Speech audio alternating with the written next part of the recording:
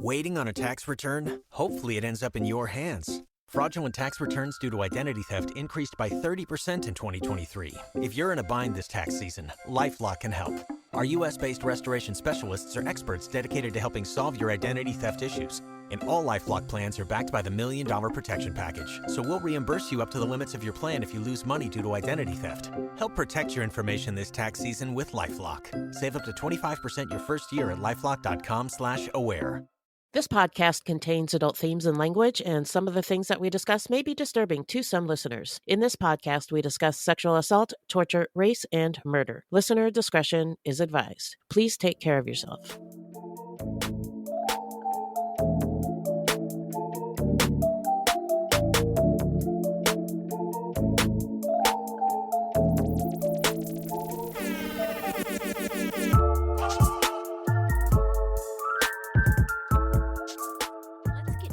Early life of Gerald Parker. What do you got, Beth? Gerald Parker was born in 1955 in Phoenix, Arizona. Oh. He was one of 10 siblings. His mother died giving birth to her 10th child when Jerry was just 8 years old. His father then abandoned the family. That's really sad. Jerry lived with his grandmother for a few months, and while there, he got in trouble for sniffing glue and was sent to juvenile hall. Afterwards, he and a brother went to live with an older cousin, Florence Russell, in Logan Heights, San Diego.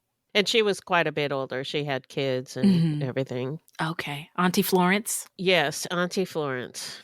According to Florence, Jerry's mother's death and his father's abandonment, quote, broke up the whole family, destroyed them, unquote. And Jerry was never the same after that. But Florence raised Jerry the best she could, treated him as her own child. And she said that he treated her with respect and kindness. Jerry went to high school at Boys Republic, a private all-boys school for troubled adolescents located in Chino Hills, California. He did well there and won some awards. However, Jerry later told a psychiatrist that between the ages of 7 and 15, he regularly sniffed glue, paint, and paint thinner, began using marijuana at age 11, used PCP, mushrooms, LSD, and injected speedballs, which is a combo. May I have the speedball combo? Oh, we don't serve that here. This is in and out. Oh, well, it's a combination of heroin and cocaine. Can you get it to me now? Nope, still just a burger joint. In 1973, at the age of 18, he joined the Marine Corps. And after basic training, he was stationed in Adak, Alaska, where he said that he first tried alcohol. He claimed that he then began drinking every day, including when he was on duty. I don't think we should be surprised by his continued reaching for things to cope and escape. And there's no intervention anywhere in those, 8-9 years of his life. It makes sense. But Jerry met another Marine named Albert Garcia when they were both stationed in Adak. They became roommates when they were stationed in Tustin, California from 1974 to 1977. According to Albert, the two partied together on the weekends, drinking alcohol and sometimes smoking marijuana and PCP. I was going to say, wow, that sounds like a fun weekend, but then you add PCP and I'm not interested. No, thank you. Albert described Jerry as intelligent, quiet, mellow, very respectable, and a model Marine who was promoted to staff sergeant in 5 years. He said he never saw Jerry get into a fight and thought Jerry had good control over his temper. He did not believe Jerry had an alcohol problem, and he had never seen Jerry behave violently after using alcohol or drugs. Retired Marine Lieutenant Colonel Larry Huster, Jerry's commanding officer from 1978 through 1979, while he was a staff sergeant assigned to a heavy transport helicopter squadron in Tustin, later testified at trial regarding Jerry's job performance. He said that Jerry was the material chief for the squadron, a difficult job that served a very critical function relating to the flight readiness of the squadron and required exceptional dedication to the task at hand. He received outstanding evaluations from very demanding superiors and had the tremendous honor of being recommended for Warrant Officers School. Custer saw Jerry on a weekly basis and thought he was a good Marine. He never knew Jerry to be intoxicated or hungover or to have a drug or alcohol problem. He explained the Marine Corps had a zero-tolerance policy for the use of drugs or alcohol while on duty. especially for aviation units where lives were on the line. And minimum performance could not be tolerated even in training situations. So how did he do it? I don't know. I'm really baffled by this story.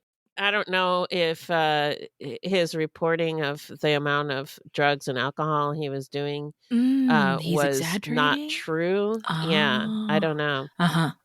But Custer did not believe it would be possible for someone on drugs or alcohol to perform Jerry's job, as it required an exceptional amount of motivation. But according to Jerry, he drank a case of beer and a half a fifth of vodka every day for a 10 to 11 year period. He also claimed to have suffered 5 head injuries, 3 of which resulted in unconsciousness. That's a lot. But if you've got your serial killer bingo card ready. Head injury. Head injury. So he claimed that his drinking and drug use reached the point where he was not reporting to work. And by mid-1979, he was about to be kicked out of the military. However, although he was dishonorably discharged in 1980, it was for felony conviction, not for substance abuse. Parker said he had always had problems meeting women and never developed relationships with them. He never married and never had a girlfriend. And he was a good-looking guy. He was a decent-looking guy. Yeah. He later told a psychiatrist that he, quote, always thought of raping women, unquote. So there was something wrong. Something ain't right. Yeah, but we'll get into it in our takeaways. I mean, that primary relationship with the matriarch or the female in his life who was supposed to, be there for him. Right. Was severed to the death. She was gone. Yeah. So anyway, now let's get into the timeline. So from 1975 to 1978, Parker was stationed at the Marine base in Tustin. His only close friend was Albert Garcia. Between 1978 and 1979, Parker was transferred from Tustin to El Toro, where he spent just a few months. He described his lifestyle at this time as revolving around drinking and using drugs. According to Parker's later confession, on December 1st, 1978, he was driving around when he parked near an apartment complex near Buena Park, climbed a fence, and went in through the back of the complex. In one apartment, he saw a girl sitting at the table in the kitchen with her back to the living room window. It was 17-year-old Sandra Fry. Sandra was one of 10 siblings. Her sister Judith described her as very compassionate and loving, the kind of person who would bring home stray animals. Sandra had moved out of the family home just 3 days earlier. Parker said he went through an open bedroom window, and after watching Sandra for several minutes, he came up behind her and hit her on the head 2 or 3 times with a 2x4. He then dragged her into her bedroom and laid her on the bed, took off her underwear and his pants, and then ejaculated on her. He then exited through the same window that he had entered. This is so random, right? Yeah. Just pulled over somewhere and noticed somebody sitting in the window. So I think he was a peeping Tom and had been for a long time. Okay. Thank you, OG of True Crime. So when Sandra's roommate, Georgina Stevenson, returned home that evening, she found Sandra in her bedroom, lying unresponsive across the bed and nude from the waist down. Her blouse was pulled up, exposing her bra, and there were obvious signs of trauma to her head. Paramedics transported her to the hospital where she was pronounced dead. A pathologist determined that Sandra had died from hemorrhaging caused by cerebral lacerations and skull fractures from an unknown number of blows to her head with a blunt instrument. Contradicting Parker's claim that Sandra was unaware of his presence before he struck her in the head and rendered her unconscious, there were signs of a struggle in the apartment, and Sandra suffered injuries to her face and neck that were consistent with a struggle.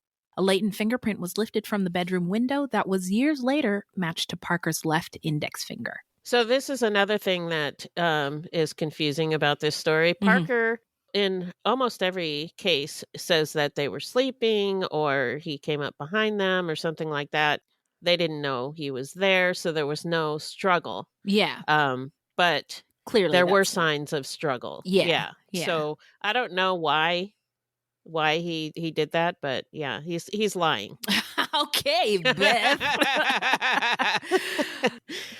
On March 31st, 1979, 21-year-old Kimberly Rollins was alone in a one-bedroom apartment in Costa Mesa that she shared with a roommate named Roberta.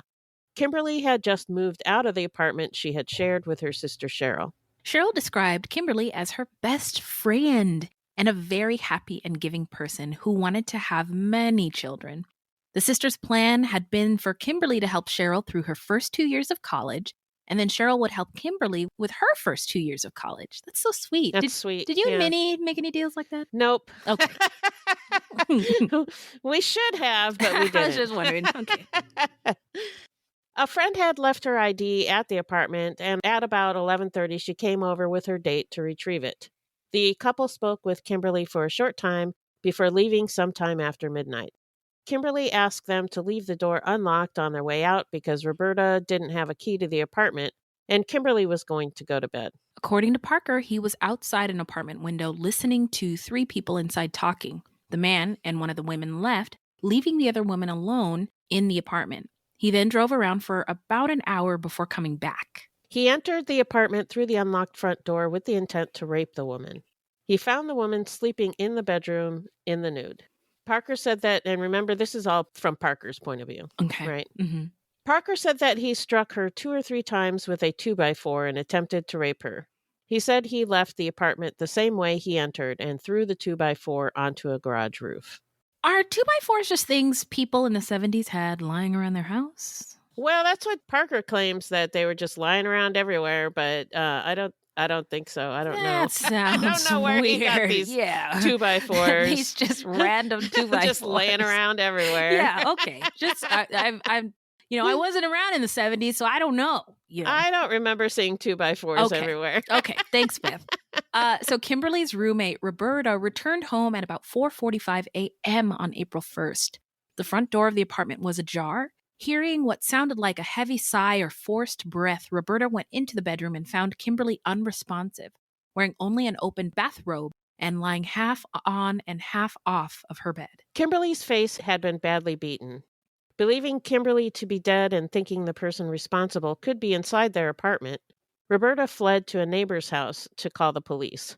Kimberly was pronounced dead soon after the paramedics arrived.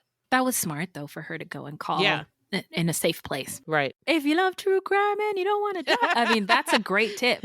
Yeah.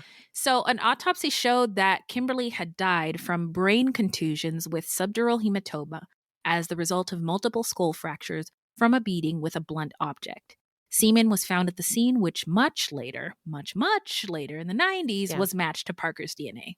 On July 19th, 1979, Jane D., who was living alone in her Costa Mesa apartment, went to bed between 11 and 11:30 p.m. According to Parker, he had been drinking that night and entered the apartment through an open dining room window. He found Jane sleeping in the nude and hit her in the head with a 2x4. But according to Jane, she was awakened by noises in the hallway. When she went to investigate, a man grabbed her and told her to shut up, after which she lost consciousness. During the brief encounter, Jane did not notice any signs of his being intoxicated. Another one where, was he drunk? Yeah. I mean, if you're drunk, how in the world am I supposed to parkour my ass up through a window? Without hurting myself? I mean, and if somebody's drunk, you smell the alcohol, Yes. Yes. Yeah. So the next morning, a friend coming to see Jane found the apartment door open a few inches and Jane lying unconscious in bed on her back. Her eyes were swollen. There were scratches on her face and bruising behind her ear. She looked like, quote, a prize fighter after a fight, unquote. That paints the picture. Yeah. Jane was taken to the hospital, where she remained in a coma for about 4 weeks, but she survived. However, she had suffered an ear-to-ear skull fracture and required a permanent tracheostomy as a result of having been strangled. Wow. Yeah. And as a result of permanent nerve damage, she had problems chewing and difficulty forming words. DNA extracted from Jane's rape kit was later matched to Parker's profile.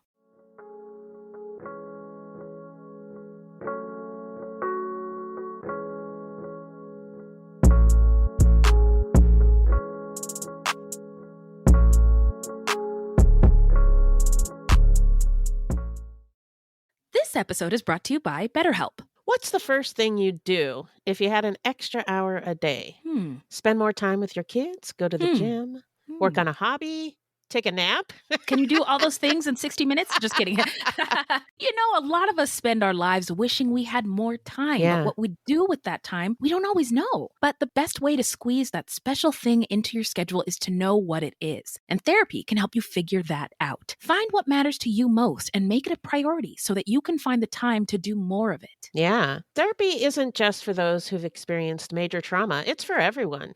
It can empower you to be the best version of yourself. And I've been in and out of therapy most of my life. Same. And it has had such a positive influence on my life that I honestly do not know who I would be without therapy. And I don't want to know. I don't want to know either.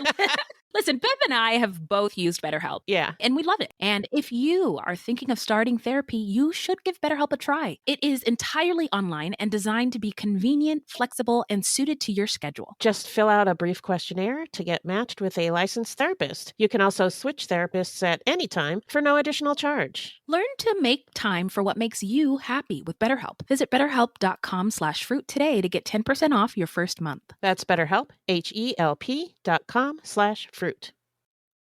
3 a.m., the comedy horror podcast that holds weekly gatherings around the campfire. Let me tell you what you're going to get. You're going to hear stories about demonic possessions, prison stabbings, skinwalkers, glitches in the Matrix, cult leaders, missing 411, night marchers, Operation Paperclip, Mesopotamian devil worship, and so many monsters it'll give Kanye West a runaway for his money. Pop and meme culture also aren't off topic. A camp where laughs and scares are constantly competing for first place. We're just a group of friends, trying to bust each other's balls, find the best stories, and expand the circle in the process. 3 a.m., the comedy horror podcast, not for the faint or fragile of heart. Let's go. On September 14th, 1979, 31-year-old Marilyn Carlton and her 9-year-old son Joseph, then known as Joey, were living in an apartment in Costa Mesa. Joseph described his mother as, quote, everything a young boy like myself at the time would want in a mother. She cared, protected, guided, put me before herself, and loved me like only a mother could. She was everything to me, unquote. Parker describes scaling a back wall and entering Marilyn's apartment through an unlocked sliding glass door. Marilyn was asleep in her bed with a nightlight on. Parker hit her in the head 3 or 4 times with the intention of knocking her unconscious so that he could rape her. Parker said when he exited the bedroom, he bumped into Joey in the dark hallway and the boy asked, quote, what's wrong with mommy, unquote. Parker did not say anything, moved the boy aside, and left the apartment the same way he entered. Joseph later testified how his mother, screaming his name, woke him in the middle of the night. Joseph said he was at her bedroom door when it opened and a dark-skinned man pushed past him, ran down the hallway, and left the apartment. Inside the bedroom, Joseph turned on the light and found his mother lying on the floor, propped up against her nightstand, incoherent and bleeding. When he realized he could not stop the bleeding, he called the operator. No 911 at that time. Oh, thank you. But also, I feel so bad for little Joey. Yeah. Joey met the police outside saying his mother had been hurt, and he directed the officer to Marilyn's room. Marilyn was found covered with blood with a large wound on top of her skull. Paramedics transported Marilyn to the hospital where she died the next day from subarachnoid and subdural hemorrhage and cerebral contusions as a result of blunt force trauma. In September of 1979, 20-year-old Diana Green, who was 9 months pregnant, was living in an apartment in Tustin with her husband, Kevin, who was in the Marines. The two were very young when they married and had a somewhat volatile relationship, as a lot of us do in our early relationships, right? Yeah. Too young, really. So, yeah, to be able to figure out how to work relationships. Right. Yeah, it's hard. Yeah. On the night of September 30th, they had gotten into an argument, and Kevin left the apartment in kind of a huff to go get some fast food. He unfortunately did not lock the door behind him when he left. He noticed a black man loitering at the complex, but thought nothing of it. According to Parker, he was drunk that night, and he parked near the Greens apartment complex and started walking around. He heard the argument between Diana and Kevin and saw Kevin leave. Oh my God. Also, isn't it illegal to drive drunk and drink and drive in the 70s? Did we have that yet? It was, but they weren't so severe about it. Okay. Yeah. All right. Just wondering. Yeah. But I think he didn't care. I mean, right, and that's one of my takeaways, because I heard his confession tape, or like his police interviews, and he just sounds like somebody who doesn't really care, give a fuck. Yeah.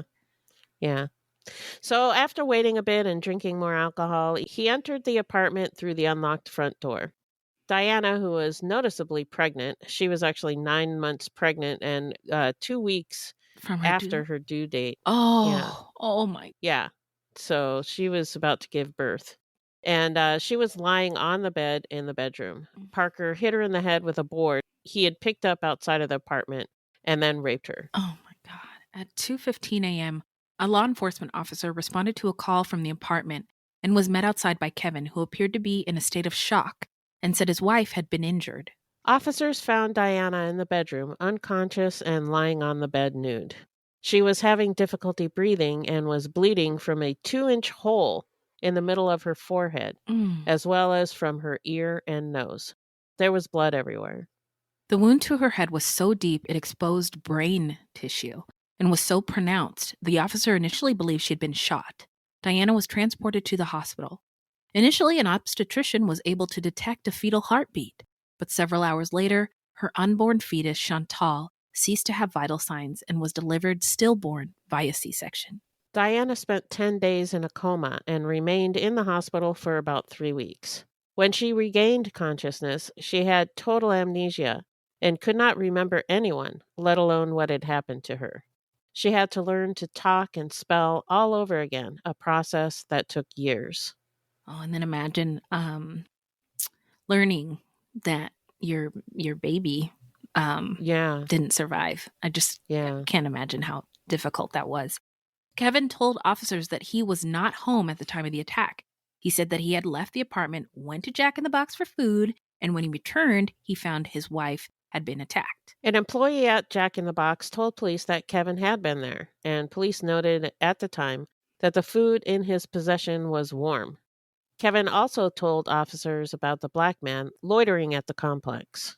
It's interesting that in this case, the black man didn't go very far, but unfortunately, it is a common excuse in Western society. Right. And welcome to Culture Corner with Wendy and Beth. A black man did it defense is a real thing, and throughout much of American history, it's been one of the most effective ways for a white person who had misbehaved or committed a crime to evade accountability and use a black person as a scapegoat for the actual culprit. But again, I'm pointing it out, but it didn't happen in this case, which is very strange. Yeah. Yeah, isn't it? Yeah. So, in this case, police zoned in on Kevin as a suspect when the rape kit came back and the sample taken matched his blood type. There was no DNA testing at the time, and blood typing was one way used to narrow down a suspect. So there's only a few blood types. But A, B, anything else? Yeah, O positive, O negative, what, A, B, AB, what? Yeah. Just a bunch of letters. Like alphabet soup. A bunch of letters, but not a lot of blood types. So it's really only a way to narrow down a suspect. You can't use it to pinpoint. To pinpoint. Yes, exactly. Yes. Is what I'm trying to say. Yes. But also, interestingly, is that most black people are O-type, positive or negative, including myself. Hello. And I thought this was interesting because of the DNA and blood, and you know how it gets down. Approximately 45% of Caucasians are type O positive or negative, but 51% of black people are African Americans, and 57% of Latinx or Hispanic people are type O. Minority and diverse populations therefore play a critical role in meeting the constant need for blood. Call it a culture corner, whatever. I don't know. I am also type O. I know. We're the same blood type. So Kevin's fate was sealed when Diana, quote unquote, remembered that Kevin had attacked her. And you have to remember that she had a major brain injury. And one show I watched, it was Cold Case Files or something like that. Yeah, I watched that one too. Mm-hmm. They were talking about how they cautioned the family not to feed her information because she would form a memory around it. Right. Yeah. And that's what happened. Well, I don't know. I don't know exactly what happened. Okay. But she said she recalled Kevin hitting her with his keys. Okay. And who knows, maybe he did at one time hit her with his keys. Mm-hmm. I don't know. Mm-hmm. But maybe she decided that that's what happened that night. Okay. Anyway, neighbors remembered hearing what they thought was the Greens fighting on the night of the attack, which is what happened because they were fighting, and noted that the couple fought often during the course of their short marriage, which was true. Yeah, Kevin didn't shy away from that. No, he was like, yep, that's what happened. But he did not attack his wife. Right. So 3 months after the attack, Kevin Green was arrested and charged with assault with a deadly weapon and the murder of his full-term daughter. Diana's brain damage from the trauma was so severe that when the trial went to court a year after the incident, she still had trouble giving a coherent testimony and struggled to spell her own last name for the court record. But Kevin was convicted of the second-degree murder of Chantel and of assaulting and attempting to murder his wife. He was committed to prison in November of 1980 for a term of 15 years to life. On October 6th, 1979, 24-year-old Deborah Kennedy was home alone in a Tustin apartment. Late that night, or during the early morning hours, Parker said he took a mallet he found in the back of a pickup truck parked close by and entered Deborah's apartment through a window that was cracked open. It's interesting how he's going to these places and just finding weapons to use. Finding weapons, finding weapons and finding unlocked doors and windows. Yeah. So I think he's looking for unlocked doors and windows. And I don't know about the weapons, but I have a hard time believing that he is finding 2x4s everywhere. And I mean, don't you think he would have brought the weapon with him? I think so. I mean, I really don't know what to believe. Part of me thinks, okay, so if this was a predominantly black and brown working class like area, it would make sense if there were like pickup trucks, people who worked in construction, people who worked doing landscaping tools and stuff like that. Pool work. Yeah. So it makes sense if there would be a lot of pickup trucks and tools and supplies around. But always available to him seems so convenient. Yeah. Like I can never find a pen. I have to write all the time, but I can never find a pen. And if I had Parker's luck, I would never be out of pens. There'd be pens everywhere. Exactly. So when he entered the living room, he saw Deborah asleep on the floor, leaning against the couch with the television on. She had a blanket over her, but Parker claimed that she was not wearing any clothes, which would be weird, but okay. He hit her on the head with the mallet, then raped her. When Deborah's sister returned to the apartment the next day at about 6 p.m., the front door was open and Deborah was lying naked in an exaggerated spread eagle position on a blood-soaked mattress on the floor of her bedroom, covered with a knitted shawl. Deborah was dead. She had massive blunt force trauma to her face and head, and the pathologist who performed the autopsy said her injuries would have required at least 5 blows from a blunt instrument delivered with a large amount of force. Later testing of the semen swabbed from Deborah's body revealed a DNA profile that matched Parker. On October 20th, 1979, Deborah Chamberlain and 17-year-old Deborah Sr. went together to a party in Fountain Valley, California. Because both are named Deborah, we're going to call Deborah Chamberlain Deborah C. and Deborah Sr. just Deborah. About 10:30 p.m., Deborah left in Deborah C.'s car to return home alone to the apartment they shared in Costa Mesa. Deborah C. was going to get a ride home from a friend. According to Parker, that night he pretended to be a jogger in the neighborhood while he looked in windows. Wow. Yeah. He saw Deborah's apartment was empty and he entered through a bathroom window. How did he see that her apartment was empty? He was looking through the windows and peeking through every window. Yeah, the math ain't mathing. So he's a creeper. Yeah. So he said he'd been hiding in the bathroom for about 20 minutes when Deborah came home. Okay, so when Deborah fell asleep on the couch, Parker exited the bathroom. Oh, he was already in the house. Yeah. Exited the bathroom and hit Deborah in the head 2 or 3 times with a 2x4, rendering her unconscious. He then carried her into one of the bedrooms, laid her on the floor, removed her underwear, and raped her. Deborah C. arrived about 2:30 a.m. and found Deborah lying on the floor of her bedroom near the foot of the bed, unclothed except for a pair of socks. She had suffered severe head trauma and her hair was matted with blood. A torn blouse and unsnapped bra had been pulled up around her shoulders. Buttons from the blouse were found on the floor next to her body. A green towel had partially been wrapped around her neck. Torn underwear was lying on a pair of shoes near the bed, and the contents of a purse were on the floor near her feet. So this was kind of a violent attack. Terrifying. Deborah died as a result of a hemorrhage from a cerebral laceration and contusions caused by blunt force trauma with skull fractures. Blood spatter at the crime scene was consistent with Deborah's not having moved after being struck on the right side of the head while lying on the bed. So he claimed that he hit her when she was on the couch, but obviously that's not true. Right. Yeah. One of the handprints lifted from the windowsill was later matched to Parker's left palm, and later testing of the semen swabbed from Deborah's body revealed a DNA profile that matched Parker's. On February 2nd, 1980, Parker was visiting his brother in Pasadena when he attacked Aida Demirjian as she was getting out of her car in an underground parking structure. So this is different. Yeah. It's outside, not in a home. He hit her 2 or 3 times in the head with an iron rod. She fell down and pretended to be unconscious, but Parker kept hitting her. The two struggled, but Aida was able to get away and ran for help.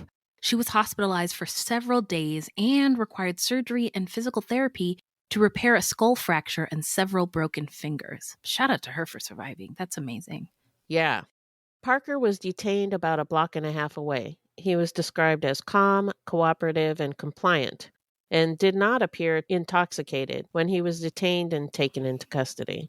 On February 15th, in 1980, less than 2 weeks later, 13-year-old Paula S. attended her father's funeral. At about 3:30 p.m., she was walking home from a store in Tustin where she'd bought her mother a birthday present, and a black van drove past her and pulled over. Parker got out and went around the back of the van as though he were checking the tire. As Paula walked by the van, he grabbed her by the sweater, punched her in the face, and threw her into the van and drove off. Oh. Yeah. While driving, Parker kept looking at Paula through the rearview mirror saying, quote, stay down, or I'll kill you, unquote. That is terrifying. Yeah. Also, he is like ramping up as far, this was a terrible thing that he did behind closed doors, but now we're out in the open, and that's terrifying. And 2 weeks between these two attacks. Yeah. So he later stopped in the parking lot of a small shopping center, got into the back of the van, and raped this little girl. Afterward, he asked Paula personal questions. What? Such as what her name was and how old she was. When it was dark, he drove close to where she lived and dropped her off in an alley, threatening to kill her if she told anybody. But when she got home, Paula told her mother immediately what had happened, and the police were called. Paula had noticed that the man had been wearing shiny shoes, and police thought he was probably in the military. An investigation led to Parker, and when interrogated a few days later, he confessed. Later, he commented that it probably saved the girl's life that she was so young. Fuck out of here. That is disgusting. Where's my shut up? So on May 13th, 1980, Parker was convicted of kidnapping and rape. He was sentenced to 6 years in prison. And it was this crime that got him dishonorably discharged from the Marines. Wow.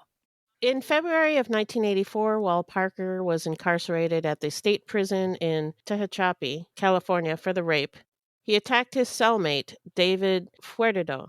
While David was sleeping, Parker began hitting him in the back of the head with a curved piece of steel, approximately 2 feet in length. Where do you get something like that in prison? But why? Parker, why? Oh my God. He just kept help he can't himself. Stop. Oh my God.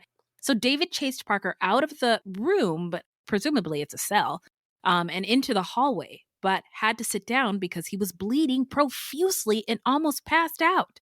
The 3 to 4 inch cut on his head required stitches, and he stayed in the hospital facility for a week. Parker did not say why he attacked. Okay, I'm glad somebody asked at least. He didn't say why he attacked David, but later claimed that David was stealing from him. Okay.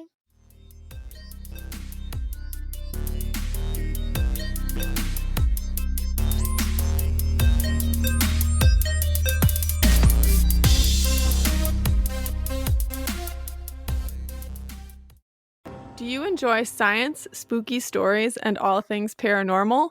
We do too. While we would love for most paranormal stories to be true, we are here to tell you that they probably aren't. But that doesn't make them any less fun to speculate about. We are the Spooky Science Sisters podcast. In this podcast, we bring you bi-weekly discussions on possible scientific explanations behind the supernatural. Backed up by research articles and other credible sources, we do deep dives into things like archaeology and physics and share in-depth discussions with topic experts. Visit us at SpookyScienceSisters.com to listen to a couple of skeptics debunk some of your favorite alien encounters, cryptid sightings, and ghost stories with science, sass, and a significant amount of laughter. Thank you, and stay spooky. So now we're going to get into the investigation and the arrest. Hit it, Beth! Parker was in prison in June of 1996 when DNA testing connected him to the 5 murders and to Diana Green's attack. Law enforcement officers subsequently interrogated him 5 times about these crimes. I love it when DNA comes through. I really do. So at first, Parker claimed innocence. I ain't do nothing. And when he was confronted with the fact that his DNA matched the evidence in the crimes, he responded, quote, "I don't know what to tell you," unquote. I'm sure you don't. You don't say. So an officer asked Parker if he had ever experienced violent tendencies on PCP, or if it was possible he had, quote, met a girl, saw a girl, followed a girl home, and then whatever happened, unquote. Parker didn't think he, quote, could forget something like that, unquote. He continued to deny culpability until later that day when he said it was possible he had killed someone while under the influence of drugs because sometimes he blacked out and would do and say things he didn't remember. Interesting. Blame it on the goose, got you feeling loose. Blame it on Patron, got you in the zone. Blame it on the alcohol. Blame it on the alcohol. So that's what he's doing. That's what he's saying. Yeah. So finally that afternoon, Parker confessed to the homicides. He began with Diane Green's attack, saying, quote, "I believe that there is a man on death row because of something that I did. And out of all these murders and the crimes that I committed over the years, that was the one that bothered me the most," unquote. When asked, how many women do you think you attacked? Parker was not sure. He couldn't recall his first attack. But he did deny attacking any women in other states where he had been stationed. But I wouldn't be surprised if he had. I wouldn't either, friend. So Parker claimed his intent had been only to knock the women unconscious so he could sexually assault them. He claimed it never occurred to him that he was killing the women because once in a fight, he had knocked his opponent out by hitting him in the head with a 2x4. And this did not kill that man. So the logic, Yeah. So I didn't do it. Can't take me to jail. Bye. And in June of 1996, Kevin Green, Diana Green's husband, was released from custody after an Orange County Superior Court judge set aside his convictions and dismissed the case against him. Finally, though. That's a long time. So now we're going to get into the trial. Well, let me tell you what happened. All of Parker's interrogations were audio or video recorded. These recordings were played for the jury, and transcripts of the recordings were provided to the jurors. Parker presented no evidence during the guilt phase and engaged in limited cross-examination of the prosecution's witnesses. In opening and closing arguments, the defense conceded identity, but relied on Parker's statements to argue he was guilty of only second-degree murder based on diminished capacity due to intoxication. But he was found guilty. No, really? Whoa, oh my gosh. The system, it looks like in this instance, the system did work. It worked, yeah. At the penalty phase, the prosecution relied on the facts and circumstances of the murders, including the impact on the victims' families, and introduced evidence regarding the additional acts of violence. So the attack on Paula and David. So and many Aida. examples. Yeah, Yeah. Unfortunately. Parker testified on his own behalf, and Albert Garcia also testified on his behalf. Also presented was the expert opinion of a forensic psychiatrist. Parker had been diagnosed with organic mental syndrome, a psychological issue caused by brain damage, unspecified psychotic disorder, chronic alcohol abuse, and major depression. However, the prosecution's expert forensic psychiatrist diagnosed him with antisocial personality disorder, or psychopathy, and Parker was sentenced to death. So now let's get into where are they now? Tell us, Beth. Well, Parker is 68 years old and is currently incarcerated at San Quentin Prison. Oh. And he's still on death row, but it's California. Yeah. So he'll be there for a while. Indefinitely, I guess. Yes. In October 1999, Governor Gray Davis awarded Kevin Green $620,000 in compensation for the years he spent in prison for a crime he did not commit. He moved to Missouri, where his parents lived, and remarried. Diana and her parents still held Kevin partially responsible for the attack. Diana claimed that Kevin beat her and left her semi-conscious in the couple's apartment just before Parker entered through an unlocked kitchen door and struck her with a 2x4 and raped her. Now, I can't remember in the episode, the TV show, was Diana... Cold Case. Was Diana ever interviewed? I don't remember seeing her. No. Yeah, okay. Not there. Okay. So Kevin denies ever striking his wife, but has said he does feel partially responsible because he left her alone in an unlocked apartment. Diana filed a wrongful death lawsuit shortly after Green's conviction and won a multi-million-dollar judgment by default because Green was incarcerated. When he was freed from prison in 1996, Kevin filed a countersuit to have the judgment thrown out. An Orange County Superior Court judge voided the original judgment but allowed Diana to file an amended lawsuit. However, he encouraged both sides to settle instead of going to trial. In December of 1999, they settled, finally bringing closure to the 2-decade-long legal ordeal for Kevin Green, and also for Diana. Yeah, although her ordeal is never going to be over. Right. Yeah. Thank you for saying that. Yeah. So now we're going to get into what we think made Parker snap and our takes. What do you think, Beth? Well, a couple of things stuck out to me on this story. Okay. I've mentioned them already here and there. One is that he claimed he was abusing drugs and alcohol, but nobody reported that they saw him intoxicated and he was like doing his job and stuff like that. So was he really good at hiding it or was he lying? I don't know. But I tend to think he's a liar. Okay. Say more. Tell me more. Something else that we didn't really get into was that he often claimed when the women were sleeping that they were sleeping in the nude. Yes. But they weren't. Right. Their clothes were pulled or torn off of them. So what the hell is that? Great question. Was he trying to say something like they deserved it because they were sleeping in the nude? Yeah, because back before we as a society knew better, or as a society knew better, that was common. Well, what were you wearing? Yeah, and nowadays you would get slapped for saying that to somebody who had been attacked. But back then, part of me thinks because he was so manipulative, that was she was sleeping in the nude. Yeah, exactly. So, it feels victim blamey, and at the time was probably acceptable. I don't know, to say that. Like the one where the lady fell asleep in front of her couch and he said she was naked, you know? Yeah. I mean, it's possible, but not likely that I agree a woman would do that. Yeah. I couldn't agree more. It's just weird. Yeah. Like I mean, I don't know. I've never been a nudist. I have had nudist I know friends. people. Yeah, I know people who like to not wear clothing. So it is possible, but it's not likely. It does seem far-fetched, but yes. And the crime scenes often didn't fit his narrative.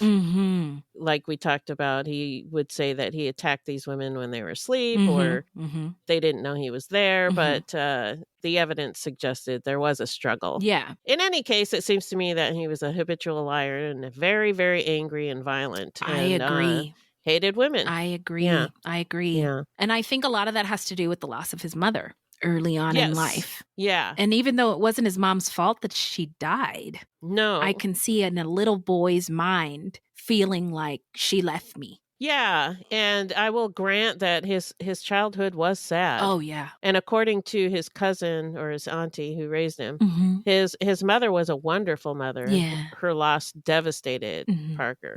And he experienced a double abandonment from the death of his mother and then when his dad abandoned the family. So there was both of those abandonments. A lot in a little amount of time for a little person to process.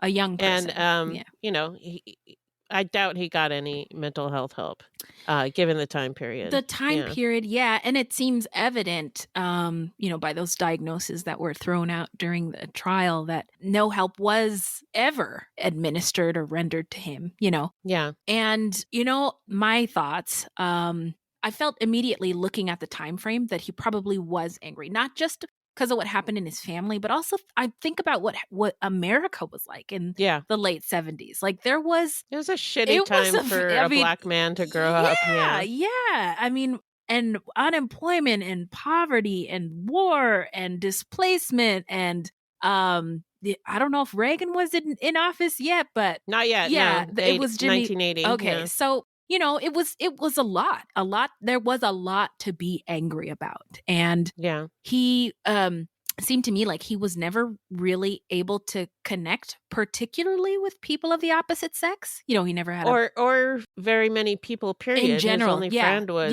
he only had one friend. Yeah. And I understand why he turned to substances to cope, right? The opposite of addiction is connection. That's what they say in all these like woo-woo-y get well places. But did he though? Because obviously he did dabble in some drugs. But was he alcohol, really addicted? But was it as bad as he said? Yeah, I am not sure. Because again, he said a lot of things, I think, to minimize his crimes. actions. Right. Yeah. And so maybe. And it was also suggested to him. Yes. By a police officer. Yeah. Well, were you doing drugs? Doing drugs. Yes. And then he just went with it. Yeah. Yeah. Well, yeah. I mean, if the police is suggesting that, you know, it could have been drugs, I'm just going to go exactly with it. That's totally exactly what happened. Officer, you're right. Yeah. You're right. Yeah.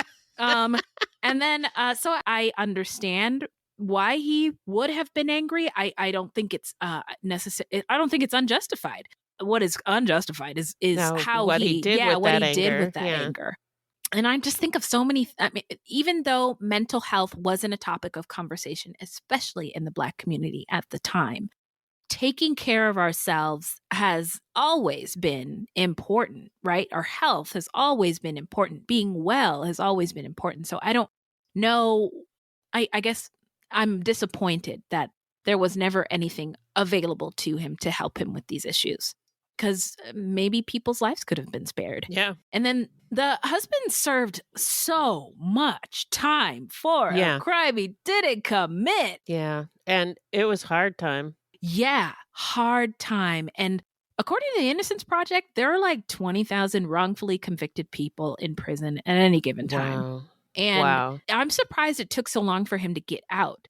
And I was sort of struck by the idea that when a white woman is harmed or lots of white women are harmed, it's almost like, and this is a big swing, a big generalization, but the powers that be devote all of the resources and then some to get the guy and stop white women from being hurt. You know what I mean? That and the baby. Yes. White women and white babies. Yeah. And so that sort of struck me because there may have been reasons to investigate the husband, but there wasn't enough reason to convict him. Yeah. And that is fucked up. Also, Parker's confession, I did listen to recordings of him speaking. I don't know if it was his confessions or police interviews or whatever, but just speaking. Yeah, he sounded very like matter of fact, very clinical, absent of emotions.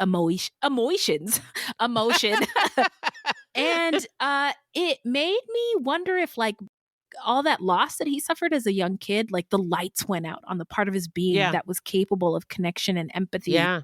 And all the really human emotions like that he just shut it off back then. It just turned off. And so, and which would answer why he was such a good Marine. Oh Oh my God, I'm done. I'm retired. That's it. This episode's going to the Hall of Fame. We're never recording again. Yeah. Wow. For real. I mean, they said it was like a kind of a high pressure position he was in, and he got praise for, his work. Yeah. Whoa, friend. Perfect for the Marines. Also on the serial killer bingo card. Yeah, the military. Yeah, military service and head injuries. Wow. Yeah. Okay, well, let us know what you think. Beth, where can the people find us? Our website is fruitloopspod.com, and we use Fruit Loops Pod for all of our social media. This is a weekly podcast, and new episodes drop every Thursday. So until next time, look alive, y'all. It's crazy out there.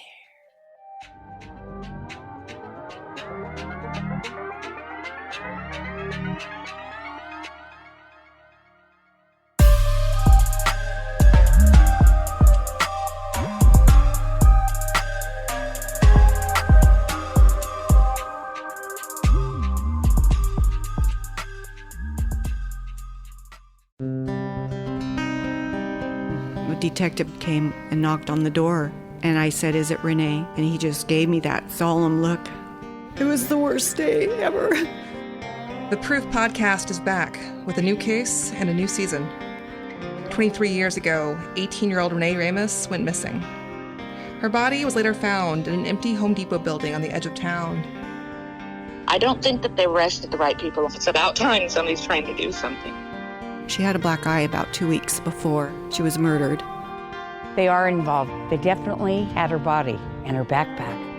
You know people are going to judge you, right? Of course. They're judging me now. They've been judging me damn near my whole life. You can listen now to Season 2 of Proof, wherever you get your podcasts, and follow along with us as we reinvestigate the murder at the warehouse. I have to ask, did you kill Renee?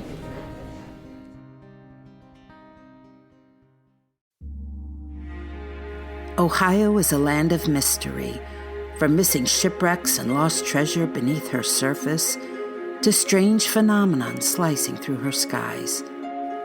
From myths that have evolved around historic events and people to the unsolved murders and disappearances that keep her communities wondering what happened.